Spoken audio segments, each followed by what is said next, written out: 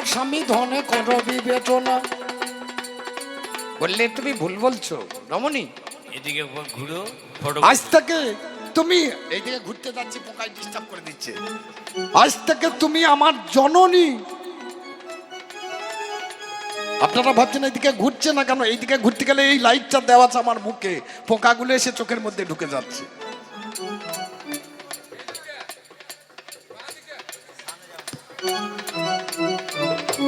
আচ্ছা বসুন বসুন, দেখছি পোকা ঢুকুক তাও ভালো, তাও যেতে হবে। রাধে, আপনাদের কষ্ট হলে আমার খানিক কষ্ট, সেটাই বাবা মেনে নেব, সেটাই বাবা মেনে নেব।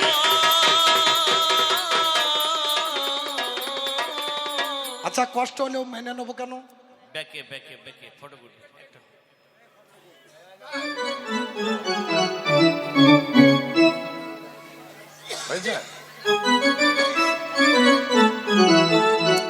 আপনাদের কাছে এসে গান গাইতে এসে টাইমটা ওভার হয়ে যায়, তাও গান করি, কষ্ট হলে আমরা মেনে নিই কেন? আসর হচ্ছে আমার মন্দির, আর শ্রোতাগুলো হচ্ছে আমার দেবতা। এই শ্রোতারা যদি সন্তুষ্ট হয় তবে আমার মতো শিল্পীরা একটু প্রসাদ পায়, তাদের আশীর্বাদ যখন পাই নিজেকে বড় ভালো লাগে, মনে হয় যেন না অনেকগুলো মানুষকে আমি কিছুটা হরি কথা কৃষ্ণ কথা শুনিয়ে এলাম গো। এই ভাবতে ভাবতে আমার জীবনে কিছু হোক আর না হোক, আমি 10টা মানুষকে শুনিয়ে তাদের মনটা তো একটু হরিপথে আনতে পেরেছি, এর থেকে বড় সান্ত্বনা আর কিছু হবার নয় গো।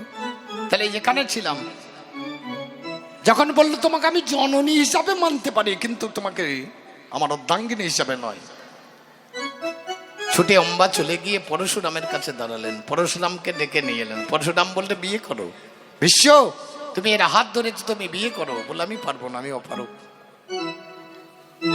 বলে কেন পারবে না? বলে গুরুগো তুমিও তো হাত ধরেছিলে সীতার, তুমি বিয়ে করনি কেন? গুরুকে বিশ্বদেব জিজ্ঞেস করছে, গুরুদেব তুমিও তো একটা মেয়ের পানি গ্রহণ করেছিলে যার নাম ছিল সীতা, তুমি তাকে বিয়ে করেছো, তাই আমার কাছে এসেছো। বলে গুরুগো আমি অপারক, আমি পারবো না বিবাহ করতে। বলে আমার সঙ্গে যুদ্ধ করো। 13 দিন যুদ্ধ। সেদিন বলেছিল হয় জিতুক ভীষ্ম, না হয় জিতুক পরশুরাম। ভীষ্ম সেদিন ধরেছিল অস্ত্র, বলেছিল যদি পরাজিত হয় গুরুদেব আপনার পদে আমি শপথ দিচ্ছি এই মেয়েটাকে আমি বিবাহ করব করব। পরশুরাম বলেছিলেন আমি যদি তোর কাছে হেরে যাই আমার কথা আমি ফিরিয়ে নেব আর ওই মেয়েটাকে বিবাহ করতে হবে না। 13 দিন যুদ্ধের পর বাবা পরশুরাম সেদিন হেরে গিয়েছে, পরশুরাম সেদিন হেরে গিয়েছে।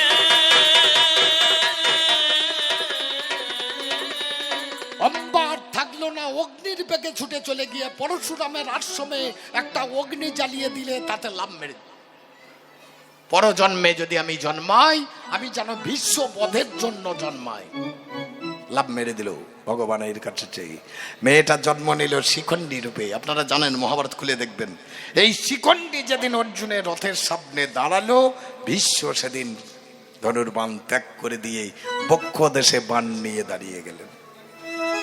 একটা গেল, এবার দ্রোণাচার্যের কথা ধরেছে, অর্জুনের গুরুদেব অর্জুন,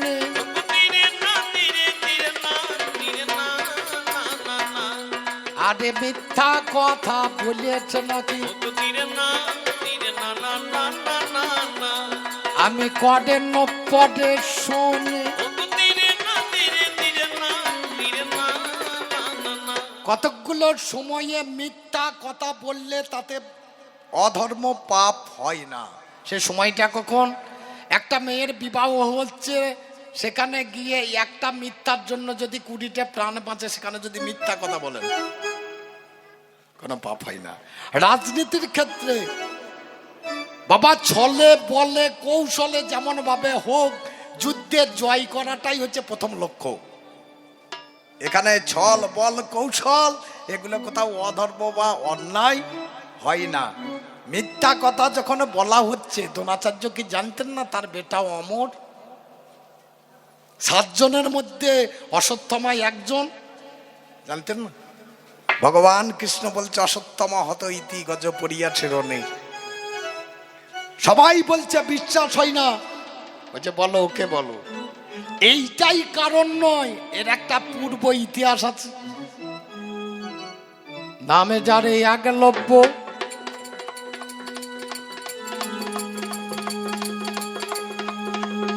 একদিনে দ্রোণাচার্যের কাছে অস্ত্র শিক্ষা করবো বলিয়ে দাঁড়াইয়া গেছে। বলে গুরু আমি তোমার কাছে একটু অস্ত্র শিক্ষা করতে চাই। বলে বাবা তোমার নাম কি? বলে আমার নাম একলব্য। তোমার বাবার নাম কি? বলে আমি হিরণ্যধনু বেদের ছেলে। বলে আমার কাছে হবে না, আমার কাছে হবে না।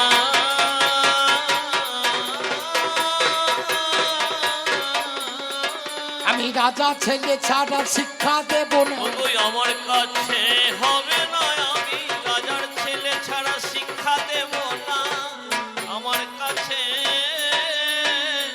আচ্ছা এতগুলো প্রশ্ন করলে আমি প্রশ্নের উত্তর করব না কৃষ্ণ তত্ত্ব মানুষকে কিছুটা শোনাবো? কোনটা করব? আমার বিষয়টা তো আমি বলবো কখন, আমার তো সময় থাকবে না। এই কৃষ্ণকে পেতে গেলে মানুষের করণীয় কি? এই কৃষ্ণকে পেতে গেলে আমার মায়েরা কি করবে? এই কৃষ্ণকে কি সংসারে যারা থাকে তারা পাবে না? সংসারের জীব, মনে করুন একটা নদী, আপনাদের সামনে বোধহয় অজয় নদী আছে নাকি? অজয় নদী চলতে চলতে গিয়ে দেখুন গঙ্গায় পড়ে গিয়েছে। এই গঙ্গাটা নিয়ে গিয়ে পদ্মায় পড়েছে, পদ্মাটা গিয়ে সাগরে পড়ে গেছে। তাহলে নদীর জল যেতে যেতে সাগরে যায়, কিন্তু আপনাদের গ্রামে যে পুকুর আছে এই জলটা যাবে? যাবে না। তাহলে নদী সাগরেরা কারা? সাধুগুরু বৈষ্ণব যারা, যারা সংসার ত্যাগ করেছে এরা ভগবানকে পাবে। কিন্তু আমরা সংসারী মানুষ, আমরা কি ভগবানে পাবো না? এই পুকুরের মতো গড্ডিতে বাঁধা থাকবো? আমরাও পাবো, কি করে পাবো? আচ্ছা বলুন, এই পুকুরের জল কি কোনোদিনই সাগর যাবে না? যাবে। কবে যাবে? যেদিন বন্যা আসবে। বন্যা যখন ঢুকে যাবে তখন পুকুরের জল দেখবেন ছুটছে সাগরের দিকে। পুকুর নর্দমা গলি যেখানে যত জল আছে সব একাকার হয়ে গিয়ে সাগরে পড়ে যাবে। তাহলে একবার যদি বন্যা আনতে পারেন, একবার যদি কৃষ্ণ নামে কানতে পারেন, একবার যদি কৃষ্ণ নামের নয়নের জলে বুকে ভাসাতে পারেন, অবশ্যই কৃষ্ণ রূপ সাগরে গিয়ে আপনার জীবন যৌবন মন প্রাণ একত্রিত হয়ে তার চরণে লিপ্ত হয়ে যাবে। তাহলে যেখানে ছিলাম দ্রোণাচার্য,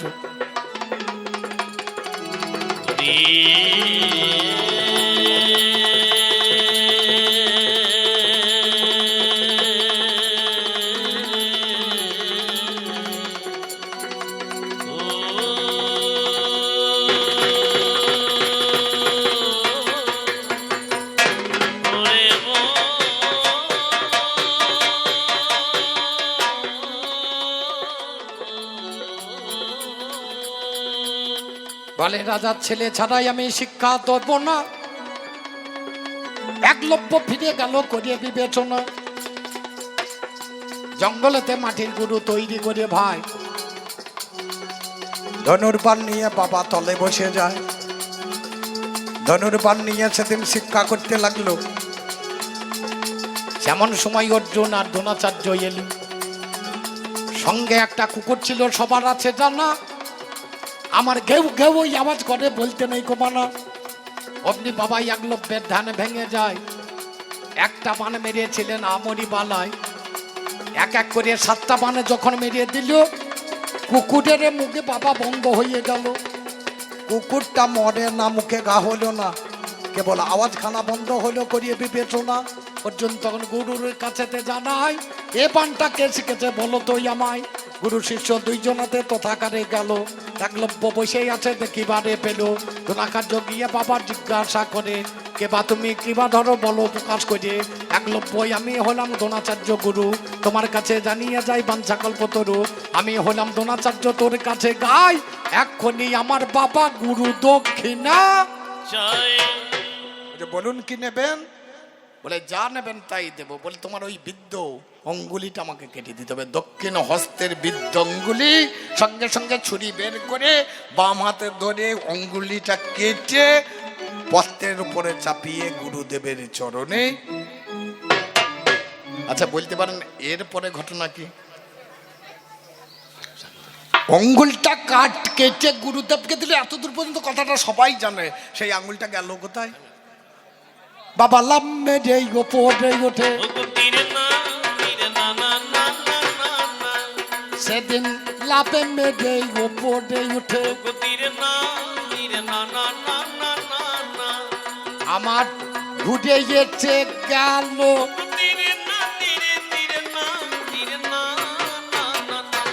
লাভ মেরে উপরে উঠে গিয়ে আবার ঘুরে চলে আসছে, এসে ঢুকলো কোথায়? অর্জুনের তুনে, যেখানে বান ঢুকে থাকে একে বলে তুন, ওই তুনে ঢুকে গেল।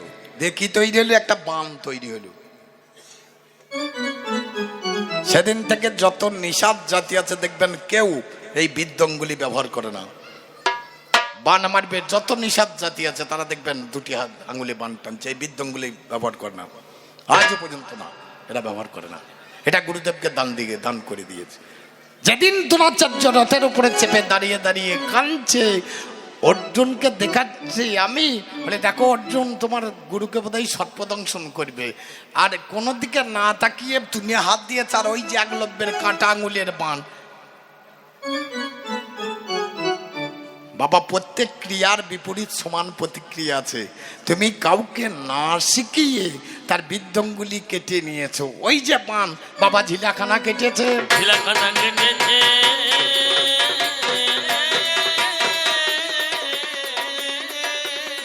যখনই কেটে দিয়েছে আর অবচৈতন্য দ্রোণাচার্য পড়ে গেলেন, আর ধৃষ্টদ্যুম্ন এসে দ্রোণাচার্যের গলাটা কেটে নিয়ে, এখানে আমার দোষ দিচ্ছ কেন? একটা পুকুরের পাশ দিয়ে আমি চলে যাচ্ছি, একটা সাপ একটা ব্যাঙে ট্যাঙে ধরে টানছে। সাপ বলছে ভগবান আমার আহার ছাড়াইও না, আর ব্যাঙ বলছে ভগবান আমাকে বাঁচাও, দুটোই তোমার ভক্ত। আমি দেখলাম দুজনকে একটা উপদেশ দিয়ে আসি। ব্যাংকে বললাম যদি বাঁচবি তাহলে নড়িস না, আর সাপটাকে বললাম যদি খাবি তাহলে ছাড়িস না। দুজনকে দু কথা বলে ওপরে দাঁড়িয়ে, হঠাৎ দেখছি সটপটা দেখছে তো ঠ্যাঙে ধরে খাওয়া যাবে না, ঠ্যাংটা ছেড়ে মাথায় ধরতে গিয়েছে, একটা লাভ মেরে জলে পড়ে গেছে। আচ্ছা বলুন আমি পালাতে বলেছি না ছাড়তে বলেছি? আমার সূক্ষ্ম বিচার, এই জগতের মাঝখানে এক চুল আমি কাউরি কোনোদিন কোনো জায়গায় অন্যায় করি নাই। পিসিমা তোমার মনে পড়ে না যেদিন অভিমন্যুকে সপ্তরথী মিলে ঘিরে মেরেছিল? আজকে যে আমাকে সংবিধান দেখাচ্ছ, সেদিন সংবিধানটা কোথায় ছিল? সংবিধানটা কোথায় ছিল? 7 জনে মিলে একটা ছেলেকে মেলো। সংবিধানটা কোথায় ছিল? 7 জনে মিলে ছেলেকে মেলো। সংবিধানটা কোথায় ছিল? মা তুমি বুঝতে পারছো না কেন? এই কৃষ্ণ কারো খারাপ করার জন্য জগতের বুকে আসেনি। দেখবেন অনেক লোক আছে তারা শুধু কৃষ্ণ নামই করে, অন্য নাম জানে না। কিছু মানুষ আছে দেখবেন নারায়ণের নাম আজও করে, নারায়ণ পরাবেদা, নারায়ণ পরাক্ষরা। আমার মুমিন ভাইরা যেমন আল্লাহ তাআলার নাম করে, এরা 4টে কলমাই পড়তে হয়। সত্যযুগের কলমা আলাদা, আমাদের যেমন সত্যযুগের হরিনাম আলাদা, তেতা যুগের হরিনাম আলাদা, দাপর যুগের হরিনাম আলাদা, কলি যুগের বাবা হরিনাম আলাদা। আমার মুমিন ভাইদেরও কলমাগুলো দেখবেন সব আলাদা। লা ইলাহা ইল্লাল্লাহু আদম শফিউল্লাহ, তারপরে চলে আসুন লা ইলাহা ইল্লাল্লাহু মুসা করিমুল্লাহ, তারপরে আসুন লা ইলাহা ইল্লাল্লাহু ইব্রাহিম খলিলুল্লাহ, শেষকালে লা ইলাহা ইল্লাল্লাহু মুহাম্মাদা রাসূলুল্লাহ। এটা হচ্ছে শেষ কলমা। তাহলে দেখ জিনিসটা বাবা এক, কিন্তু আলোচনাটা ঠিক জায়গায় রাখতে হবে তো, তাছাড়া তো ভালো লাগবে না। এই কৃষ্ণকে পেতে, কৃষ্ণকে জানতে, ও মা কিছু করতে হয় না গো। এই কৃষ্ণকে পেতে হলে কিছু করার দরকার নাই। নিজের ঘরে যে স্বামীটা আছে তার চরণে একটু তেল দলায়ো, চরণে একটু তেল দলায়ো। আমার কবি গান অন্য গান, আমি সমাজকে শেখাতে এসেছি, কাউকে বলতে আসিনি স্বামীর মুখে লাদ মেরো। কারণ এর একটা কারণ আছে, কবিরা হচ্ছে সমাজের সংস্কৃতির ধারক এবং বাহক। তাহলে আমি যদি আপনাদেরকে একটা ভুল কথা শিখিয়ে যাই, আপনাদের খারাপ হবে না? ও মা, স্বামীকে স্বামী জ্ঞান করে, তাকে যদি স্বামী জ্ঞান করে সেবা করতে পারো, জগৎ স্বামী এসে দাঁড়াবে। যদি বলো না, তা হবে না। আমি তো গান করতে আসি, আমার বউকে বলে আসি আমি যখন থাকবো না, আমার থেকে ভালো স্বামী পেলে ভরিলিস ঘরে, বলে এসছি। আজকে যেমন বলেছি অনেক দূরে থাকবো, আসতে ভোরবেলা হয়ে যাবে। আজ একটা আমার থেকে ভালো হইতে হবে, আমার থেকে খারাপ হলে যেন ঘরে বলি না, মান সম্মান চলে যাবে, নাকি বলুন? খুব ভালো মজার কথা বলছি কাকা, বুঝতে পারছে না। আমার বীরভূমের মেয়েরা এটা পারে, মুর্শিদাবাদ পারে না, বর্ধমান পারে না, নদিয়া পারে না, পশ্চিমবঙ্গে যত জেলা আছে কোনো জেলার মেয়েরাই পারে না, একমাত্র বীরভূমের মেয়েরাই স্বামী থাকতে স্বামী বলতে পারে। নাম যার জয়দেব।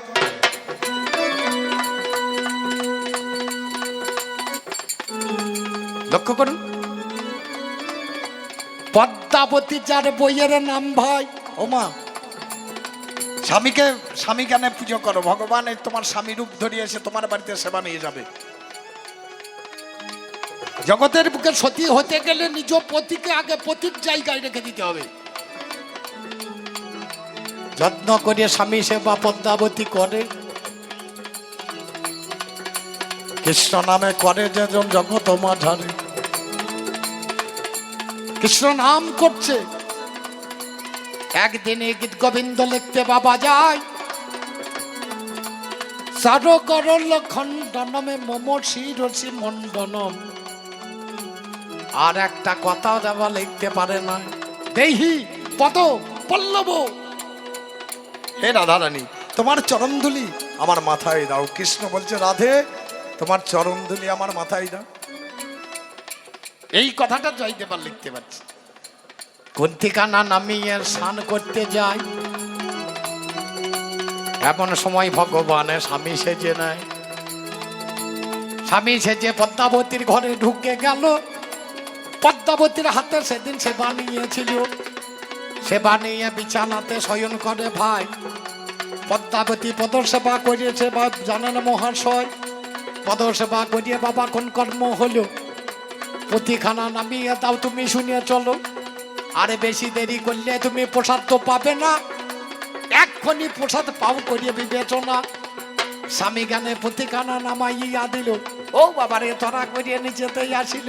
এসে বাবা প্রসাদ পেতে যখন চলিয়ে যায়, এক গ্লাস বদনে দেয়, এক গ্লাস হাতে, এক গ্লাস বদনে দিয়েছে, একটা গ্লাস হাতে ধরিয়েছে। আর এমন সময় আসল স্বামী ঢুকবে।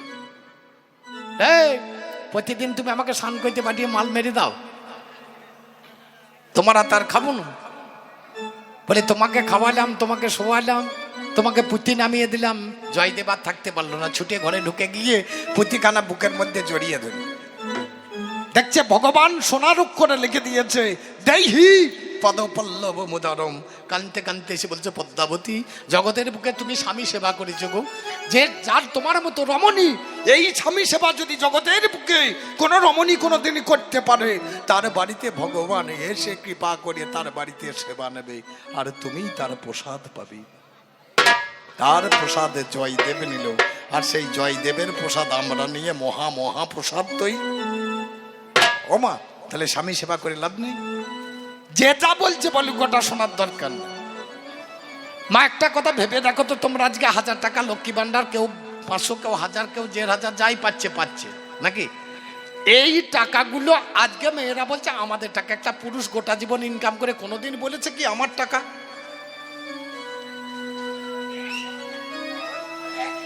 একটা স্বামী কোনোদিন ইনকাম করে এসে তার বউকে বলেছে কি এটা আমার টাকা? কোনোদিন বলেনি। আর তোমরা 1000 টাকা পেয়ে যদি স্বামীর কাছে গিয়ে বলে এটা আমার টাকা, এইখানেই ভাগটা হয়ে গেল।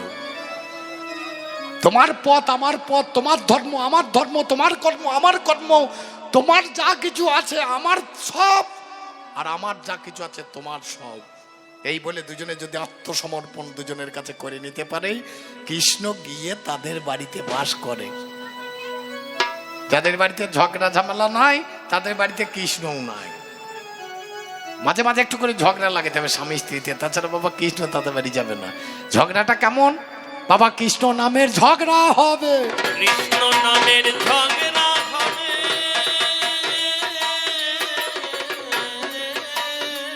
এখন ঝগড়াটা মানুষের অন্যরকম হয়ে গেছে। যেখানে যাবেন, কত টাকা হলো তোর, ধান ক হাজার টাকা কুইন্টাল বিজলি। আচ্ছা বলুন, আজকে যদি বাইরে বেড়াতে যান, কোনো লোকের মুখে কৃষ্ণ কথা আছে?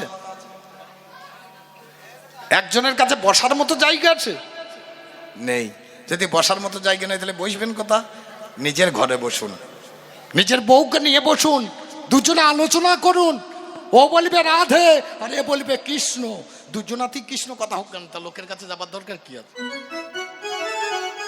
এই প্রতি ঘরে যদি দুজনাই বলতে থাকে, আবার দেখবেন সমাজটা তৈরি হয়ে যাবে। সবাই এসে এক সমাজে যখন বলবে তখন কৃষ্ণ কথা বলবে, কৃষ্ণ কথা বলবে।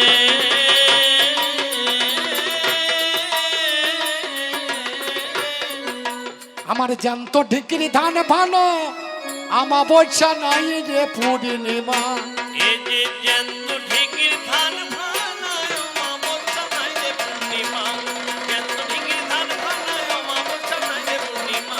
জ্যান্ত ঢেকির ধান ভানায় অমাবস্যা নাই রে পূর্ণিমা।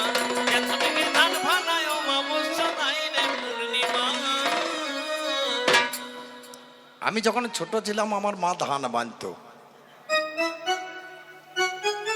দুই পাশে দুটো কাঠের বসা থাকতো, মাঝখানে ফুটোয় একটা কাঠ ভরা থাকতো, ঢেকির মাথায় একটা কাল লাগা থাকতো, তলায় একটা লোহার মাল। এটাকে কি বলতো? সাম্মি। মা যখন পা দিয়ে টিপে ধরতো, কাঠ দিতে বলতো কখন, ছেড়ে দিত দুম করে পড়তে বলতো হবে, টিপে ধরতে আর বলতো মাথা তুলছে ঢিকি আর কি, কখন ছেড়ে দিচ্ছে দুম করে বলছে হবে। আমার জেঠু মাসি বলছে তোর খুব কষ্ট হয়েছে, আমি খানিক দিয়ে দিই। দুজনাই চেপে পড়ছে, ঢেঁকির আওয়াজ পাল্টে গিয়েছে। কাটতে তখন বলছে দিয়েছি দেখ, দিয়েছি দেখ, দিয়েছি দেখ, মানে উঠছে আর নামছে, উঠছে আর নামছে, দিয়েছি দেখ। বাবা এই দিয়েছি দেখ যদি কারো ভাব থাকে, সে কোনোদিন কৃষ্ণকে পাবে না। ধীর গতিতে চললে সর্প শান্ত হয়, আর দ্রুত গতিতে গেলে মরণ নিশ্চয়। বাবা ধীরে ধীরে চলো, যদি সাপ থাকে সেও শান্ত থাকবে, আর তাড়াতাড়ি যেতে গেলেই মরণ হবে। আস্তে চলো। কৃষ্ণ প্রেম এমন প্রেম, এ প্রেম সুখের ধান বানা। আমার মা বাবা ভাই বন্ধু যারা পেতেছো তারা যেন ছেড়ো না, ছেড়ো না, ছেড়ো না। কৃষ্ণ প্রেম সুখের ধান বানা। অকৈতব কৃষ্ণ প্রেম জানু জম্ব নদহেম, সেই প্রেম নীলোকে না হয়। যদি হয় কারো ভাগ্যে যোগ, কবু না হয় বিয়োগ, বিয়োগ হইলে কবু না জি হয়। অকৈতব কৃষ্ণ প্রেম, এটা কৈতব নয়, অকৈতব। যিনি জম্বু নদ হেম, জম্বু নদের তীরে একটা জম্বুক নামে গাছ ছিল, তার এক একটা ফল হতো হাতির আকারে। এই ফলটা পেকে গিয়ে যখন জলে পড়তো, সেই জলের রং এত স্বচ্ছ হতো। এই প্রেমটা হচ্ছে অতটা স্বচ্ছ জিনিস। যদি কোনোদিন মানুষের মধ্যে কারো ভাগ্যে আসে, সে মানুষ যদি সেই প্রেম নষ্ট হয়ে যায়, সে মানুষটা বাঁচবে না। কৃষ্ণ প্রেম সাধারণত নরলোকে হয় না। যদি কারো ভাগ্যে হয়, বাবা তার ভাগ্য থেকে আবার যদি চলে যায়, সেই লোকটা আর বাঁচবে না। ধান ভাঙতে গেলে যখন একজনাই ধান ভাঙতো, তখন একটা লাঠি নিয়ে ধানগুলো গড়ে ফেলতে হতো। কি বলতো ওটাকে? ওই লাঠিটাকে কি বলে? শেকল দিলে। হ্যাঁ, আমি জানি তো, আমি ছোটবেলায় দেখেছি। আমি না দেখলে মানে ঠিক ছিল। এদিকে পাঠ চলছে আর এদিকে কাজ চলছে। ওরে বোঝর রাজকে সাক্ষী রেখে বাবা নির্মল চিত্তে পার দেন। তুই নির্মল চিত্তে পারতে না রে, নির্মল চিত্তে পারতে না। অমাবস্যা নাই রে পূর্ণিমা। জ্যান্ত ঢেকির ধান ভানায় অমাবস্যা নাই রে পূর্ণিমা। জ্যান্ত ঢেকির ধান ভানায় অমাবস্যা নাই রে পূর্ণিমা। জ্যান্ত ঢেকির ধান ভানায় অমাবস্যা নাই রে পূর্ণিমা। একটা জিনিস লক্ষ্য করে দেখবেন, আমরা সংসারী মানুষ, আমরা বাবা নোংরা জায়গায় খেতে পছন্দ করি বেশি। উচিত পরিষ্কার পরিচ্ছন্ন জায়গায় খাওয়া দাওয়া করাটাই ঠিক। আমরা তা করি না। ধান ভানতে গেলে প্রথমে একটু গোবর জল ছিটাতো, তারপরে সেখানে ধূপ দেখাতো, ঝাঁঝ দিত, তারপরে ধান ভানা। আর আমরা যখন ধান ভানতে যাই পরিষ্কার করি,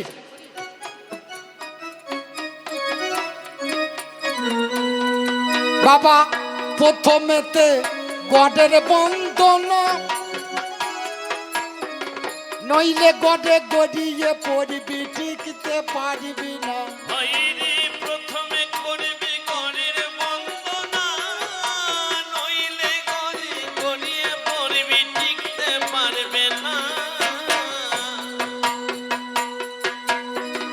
প্রথমেতে গডের বন্দনা, নইলে গডে গড়িয়ে পড়বে, টিকতে পারবে না। ভাই রে প্রথমে করবে ঘরের বন্দনা, নইলে ঘরে গড়িয়ে পড়বে, টিকতে পারবে না।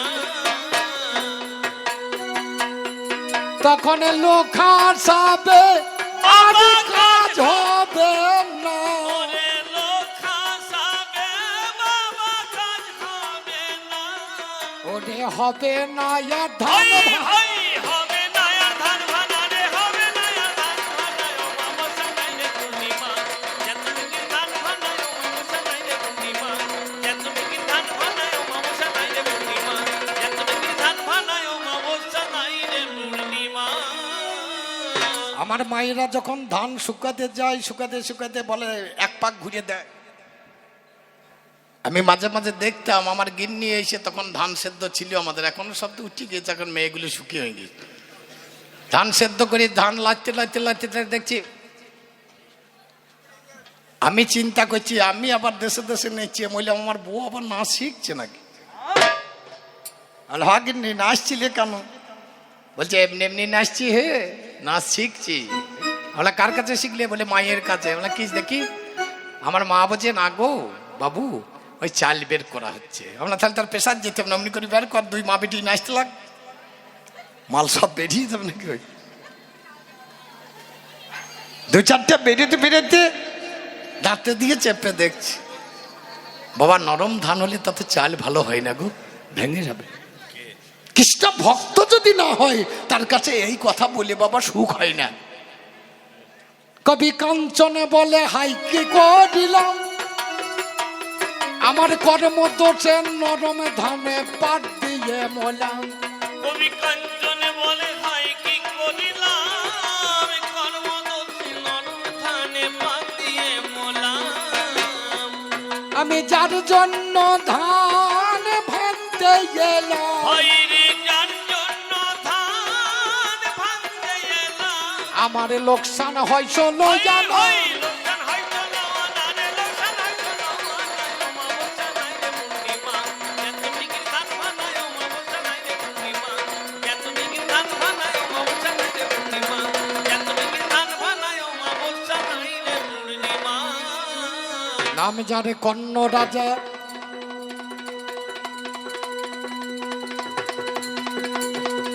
একদিনে তার বাড়িতে গিয়েছিলাম আমি, ব্রাহ্মণের বেশ ধরিয়ে জানেন গুণমণি, আমাকে ছেলে কেটে খাওয়াইয়েছিল জানেন মহাশয়। আগো কি দিয়ে ছেলে কেটেছিল? কাটারি দিয়ে, ছুরি দিয়ে, বটি দিয়ে, নাকি দিয়ে? করাত দিয়ে। আচ্ছা বলুন, করাতে গাছ কাটে না, করাতে মানুষ কাটে? বাবার এই মহাভারত পড়লে হবে না, মহাভারতটাকে বোঝার চেষ্টা করতে হবে। কর্ণ রাজার যে ছেলেটাকে কাটছে, ছেলে কাটছে করাত দিয়ে। করাত দিয়ে গাছ কাটে না, মানুষ কাটে? বুঝতে পারে না বাবা, বোঝাতে হবে, কথাটাকে বোঝাতে হবে, না বোঝালে হবে না। কর্ণ রাজা ছেলেটাকে কাটছে, কিন্তু ছেলে তো কাটা পড়েনি। ছেলে যদি কাটা পড়লে আবার বাঁচলো কি করে? আমি দাঁড়িয়ে বললাম, কর্ণ রে এক কাজ কর বাবা। বলে কি? এই অসৎ সঙ্গটা ত্যাগ করে দে। বলে সৎসঙ্গে সদ্গবার, অসৎ সঙ্গে সর্বনাশ। বাবা এটা করিস না, অসৎ সঙ্গ ত্যাগ কর, সৎসঙ্গে থাক, অনেক কিছু পাবি না। সৎসঙ্গে যদি থাকা যায় বাবা অনেক কিছু পাওয়া যায়, অসৎসঙ্গে কিছু নাই। কর্ণ বলছে আমি দুর্যোধনের সঙ্গ ত্যাগ করব না। তুমি জানো না পিসিমা, কর্ণ যেদিন দেহ ত্যাগ করলো, আমি কর্ণের কাছে এসে দাঁড়িয়েছিলাম। কর্ণ যখন পড়ে গেল যুদ্ধক্ষেত্রের নিচে, আমি রথে থেকে নেমে দাঁড়িয়ে দাঁড়িয়ে নয়নের জল ফেলছি। তো অর্জুন এসে আমাকে জিজ্ঞেস করছে, ভগবান আমাদের বিপক্ষ লোক মরেছে, তোমার নয়নের জল? আমি বললাম, পৃথিবীর মধ্যে একটা দানি লোক চলে গেল অর্জুন, বলে বড় দান করতে পারে, একবার দেখবো না? বলে চলো। দুজনে ব্রাহ্মণের ব্যস্তরে কর্ণের কাছে গিয়ে দাঁড়ালাম। কর্ণ কিছু দাও। বলে ব্রাহ্মণ আর আমার দেবার কিছু নেই, আমার শেষের সময়, আমার পৃষ্ঠদেশে বাণ লেগে গেছে। হঠাৎ কর্ণের মনে পড়েছে কর্ণের একটা দাঁত সোনা দিয়ে বাঁধানো ছিল, কটিতনে ছুরি ছিল, ছুরিটা বের করে সোনার দাঁতটা উপড়িয়ে আমার হাতে তুলে দিচ্ছে। আমি রক্ত মাখা জিনিস নেই না, অন্য কিছু দান করো। সেদিন বলেছিল, ওগো ব্রাহ্মণ, আমি আর উঠতে পারি না, তবে আমার ধনুখানা এনে আমার পদতলে দিতে বলুন। একটা ধনু এনে পদের তলায় দিল, আর একটা বান এনে দিল। বানটাকে যোজনা করে পা দিয়ে সেদিন টেনে পাতালে বান মেরে দিয়ে পাতাল থেকে জল তুলে আমার হাতে ফেলে দিয়েছি। আমি সেদিন হাত পেতে সেই কর্ণের তোলা জল নিয়েছি। বলো কর্ণ, তুমি কি চাও? বলে, তুমি কে? আমি তখন আমার নিজের রূপ ধরে দাঁড়ালাম, বলে, ভগবান মুকুন্দ মুরারি মধুসূদন, তোমার কোনো দোষ নাই, অন্তর্যামী গোবিন্দ। সব জায়গায় আমি অন্যায় করে বসেছি, আমি গুরুর কাছে মিথ্যা কথা বলেছিলাম, আমি ব্রাহ্মণের নন্দন। আমি একটা গাভী মাতা যখন জল পান করছিল, তার পৃষ্ঠদেশে আমি পান মেরেছিলাম। সেই গাভী মাতা বলেছিল, তোমারও রথের চাকা একদিন মেদিনীতে গ্রাস করবে। আমি অম্বুবাচীর দিনে একদিন মৃত্তিকা খনন করেছিলাম। ও ভগবান, তুমি কোনোদিনই কোনো অন্যায় করতে পারো না। বলো কর্ণ, তুমি কি চাও? বলে, এই পৃথিবীর মধ্যে কেউ যেখানে সৎকার হয় নাই, আমাকে সেখানে সৎকার করে ঠাকুর। ভগবান যুদ্ধ শেষে অর্জুনকে নিয়ে গোটা বিশ্বটা ঘুরিয়ে দেখেছিল, এক তিল জায়গা পরিমাপ বাকি নেই যেখানে কেউ কোনোদিন সৎকার হয় নাই। ঘুরে এসে সেদিনই ভগবান নিজে বাম হাতটা বাড়িয়ে দিয়ে অর্জুনকে বললো, অর্জুন চিতা সাজাও বাম হাতের উপরে। চন্দন কাষ্ঠ দিয়ে বাম হাতের উপরে চিতা সাজিয়ে কর্ণের শেষকৃত্য ভগবান সম্পন্ন করেছিলেন নিজের বাঁ হাতের উপরে। সেদিন থেকে ভগবান কৃষ্ণের বাঁ হাতটা কর্ণকে দেওয়া আছে, আজ পর্যন্ত কাজে লাগে না।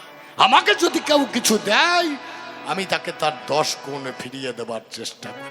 মা, তুমি বোঝো না, তুমি বোঝো না, তুমি বোঝো না, তুমি বোঝো না, আমায় দিলে সেজন্য ফেরতে পাবে, বোঝো না। তুমি বোঝো না, মাগো আমায় দিলে ফেরত পাবে, বোঝো না, তুমি বোঝো না। তাহলে ওনার যতগুলো কথা জানার ছিল, আমার ক্ষুদ্র জ্ঞান ভান্ডারে যতটুকু ছিল জানানো হলো। এইবার আর তোমার সময় নাই, তবু 2-4 কথা না বললে না। আর একবার মধুমিতাকে খানিকক্ষণ দেই নাকি? রাধে বলেন দেখি শুনি।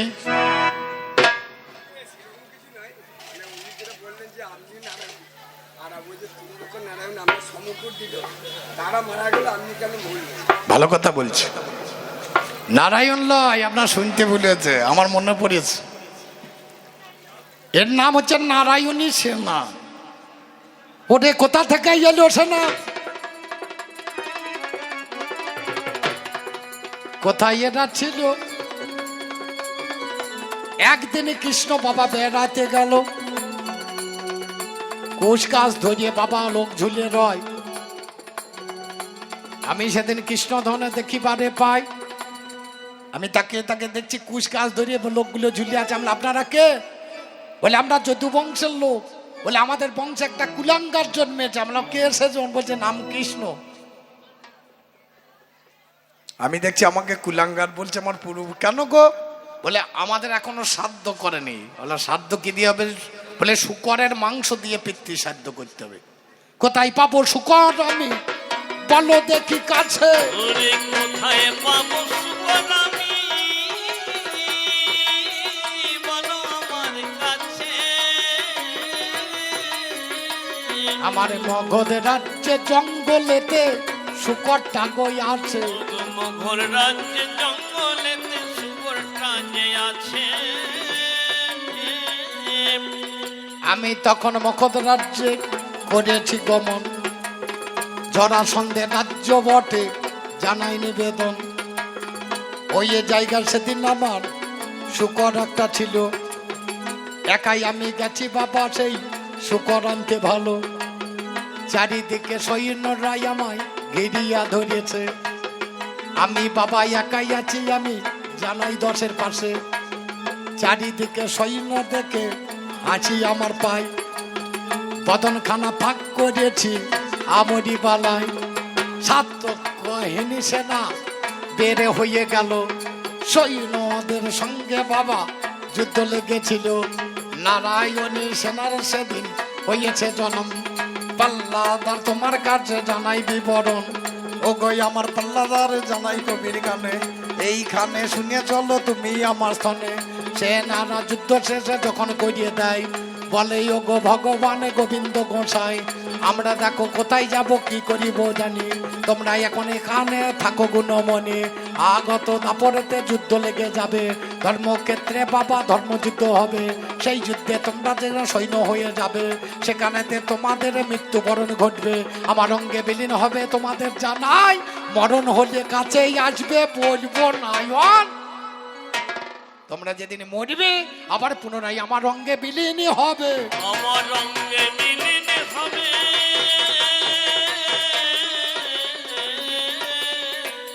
এটা হচ্ছে এক কথা। ওই শুকরটাকে নিয়ে এসে ভগবান কৃষ্ণ তাদের পূর্বপুরুষদের জন্য শান্ত করেছিলেন। আপনারা বলবেন তা হবে না, কেন হবে না?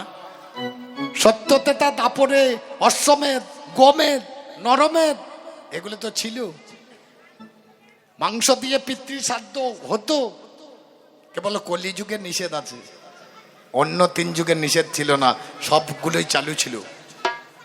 কলিযুগের বুকে ওটা হবে না, ওটা বন্ধ হবে। তাহলে মাননীয় জনগণ, চলতে চলতে আসছি, এবার আসল জায়গায় এসে দাঁড়িয়েছি আমার পিসিমার কাছে।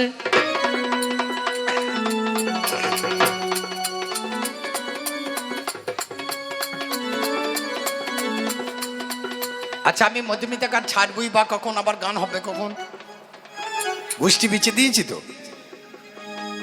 9:30 বাজছে। তলাই তলাই অনেক বেলা হয়ে গেছে ভাই, এ বছরের মতো বাবা আর দরকার নাই। পিসিমা আমাকে অভিশাপ করিয়েছে, আমার কর্ণপথে সেই কথাটা দেখুন এসে গেছে। আমার পিসিমা আমাকে অভিশাপ করে দিয়ে গেছে। বাবা ওইখানে যদি গান ধরাইতো তাহলে গানটার গাইতে হইতো না, এতটা যেত না, কারণ পিসিমা আমাকে অভিশাপ করে দিয়েছে, তোরে যদু বংশ ধ্বংস হবে, যদু বংশ ধ্বংস হবে।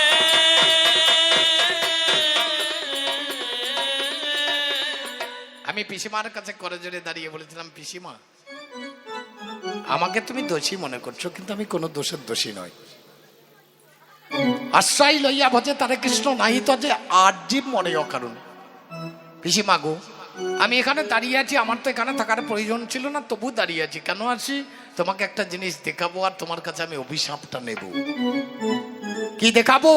একটা ঘন্টা ঢাকা দেওয়া আছে, 2টি পক্ষী, একটা পক্ষী আর 2টি পক্ষীর বাচ্চা যুদ্ধের প্রথম দিনে ওরা বাসা থেকে পড়ে গেছিল আমার বদন দর্শন করে, আর সেদিন ঘন্টা ঢাকা দিয়ে রেখে দিয়েছি। পিসিমা 18 দিন তাদের উপরে যুদ্ধ চলেছে, তারা এই ঘন্টার ভিতরেই ঢুকেছে, তারা মরে নাই, তারা আহার পাই নাই, তারা জল পাই নাই, কেবল কৃষ্ণ বদন থেকে তারা পড়ে আছে ঘন্টার তলায়। ঘন্টাটা তুলে দিলাম, পক্ষী শাবক 2টি উড়িয়ে গেল। ওই পক্ষিনী বাবা মহাভারতের নাম দেওয়া আছে, দেখবেন টোনা আর টুনি, পক্ষী আর পক্ষিনীর নাম দেওয়া আছে মহাভারতে। এই টুনি উড়ে গিয়ে আমার স্কন্ধে এসে বসেছে, আমার কানে কানে বলছে, ভগবান আমি তোমাকে দেখতে পেলাম, আমার স্বামী একবার দেখতে পাবেন? ভগবান হাসতে লাগলেন, বলে আরে যাকে, যে তোকে ছেড়ে দিয়ে পালিয়ে গেল যুদ্ধের ভয়ে, তার জন্য তোর এত মমতা কিসের? তোকে তো যুদ্ধের প্রথম দিনেই বলেছিল চল পালিয়ে চল, বাচ্চা 2টি ফেলে দে, গাছ থাকলে আবার ফল হবে। সেদিন তোকে ছেড়ে দিয়ে পালিয়ে গেল, আজ আবার তার জন্য তুই বলছিস যে ভগবান তুমি একবার কৃপা করো? বলে কৃপা করো ঠাকুর? বলে আমি তো কৃপা করতে পারি না, এর কৃপা হতে পারে যদি কোনো ভক্ত সঙ্গ করে। বলে ভক্ত পাবো কোথায়? একমাত্র অর্জুনের সঙ্গ করতে বলো, যদি অর্জুনের সঙ্গ করে তাহলে তোমার স্বামীও আমার শ্রীচরণ প্রাপ্তি হবে। খাঁচা খুলে দিয়ে পিসিমাকে দেখালাম, পিসিমাকে প্রণাম জানিয়ে বললাম, পিসিমাকে আমি এসেছিলাম 125 বছরের জন্য, 9 বছর আমি শ্রীধাম বৃন্দাবনের মাঝখানে ছিলাম, তারপরে এসেছিলাম আমি মথুরাতে, কিছুদিন থাকলাম, বাকি জীবনটা আমি দ্বারকাতেই কাটিয়ে দিলাম। এই 125 বছরের লীলা, ওই ফাঁকে আমি কিছুই করি নাই পিসিমা, তবে একখানা গ্রন্থ রচনা করে দিয়েছি, তার নাম হচ্ছে গীতা। একবার পড়ে দেখবে একটা লাইন, যদা যদাহি ধর্মস্য, গ্লানি ভবতি ভারত অভ্যুত্থানম অধর্মস্য তদাৎ মানম সৃজাম্যহ পরিত্রাণাং সাধুনাং বিনাশায় চ দুষ্কৃতম ধর্ম সংস্পর্শ না থায় সম্ভবামি। মাননীয় জনকট, এই পর্যন্ত বলি কবি গানের যবনিকা টেনে দিয়ে এখন একটা বিষয়, গোটা বিষয় পড়ে আছে, একটু মিলন গীতি গাইতে হবে, তাছাড়া হবে না। আপনারা যদি অনুমতি করেন তাহলে একটু মিলন গীতি গাই।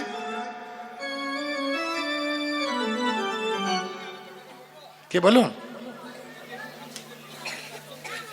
হ্যাঁ হ্যাঁ, আপনারা ওগুলো ভুল কথা শোনেন। মহাভারত কোনোদিন ওটা দেখাচ্ছে না। বিশ্বরূপ হচ্ছে বিশ্বের রূপ, সেখানে সৈন্যদের রূপ নয়। লক্ষ্য করে দেখেন, বিশ্বরূপের মূর্তিটা দেখেন। যত অবতার, 24 তত্ত্বের মাঝখানে যতগুলো অবতার জগতের বুকে এসেছে, সব অবতারই চেহারাগুলো বিশ্বরূপের মাঝখানে ফুটেছে, ওখানে কোনো বীর নয়। ভগবান কৃষ্ণ বলেছিলেন, অর্জুন তুমি মারবে কাকে? মরা মারবে, তুমি জ্যান্ত লোক মারতে পারবে না। এরা কি সবাই মরা? বাবা, মানুষ মরে 3 ভাবে। প্রথম মরে ঘুমে, তারপরে মারে কামে, আর শেষকালে মারে জমে।